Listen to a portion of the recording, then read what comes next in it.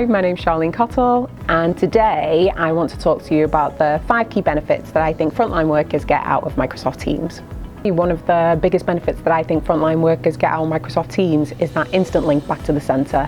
You previously might have been working in a depot, on the tracks, in a shop, and you would never have had that connection to your wider organisation. And all of a sudden, Teams opens that up. It allows you to speak to people that operate within your head office locations. It allows you to feel part of a wider culture and part of that wider network. And that only improves the culture and the experience that frontline workers have, and can often then lead to things like a reduction in employee turnover, for example.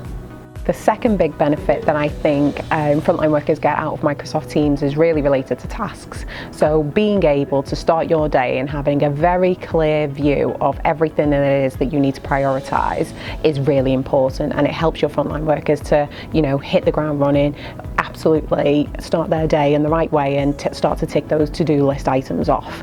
The other kind of key thing about that is that allows those managers to be able to assign particular tasks to their employees, and that is something that is quite difficult to achieve without having shift briefings, for example, or without having to kind of seek out your line manager when you start your shift. So that visibility for a frontline worker to be able to, hand in pocket, grab Teams on your mobile device and find out what it is that you need to deliver that day is really important.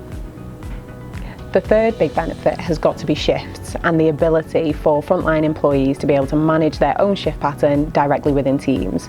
If you think about the admin pressures that it adds to a manager having to sort out things like sickness or managing frontline workers swapping their shifts, or even holidays, it can become such a massive admin nightmare, and that can happen on a daily, weekly, monthly basis, and it takes hours and hours and hours of their effort.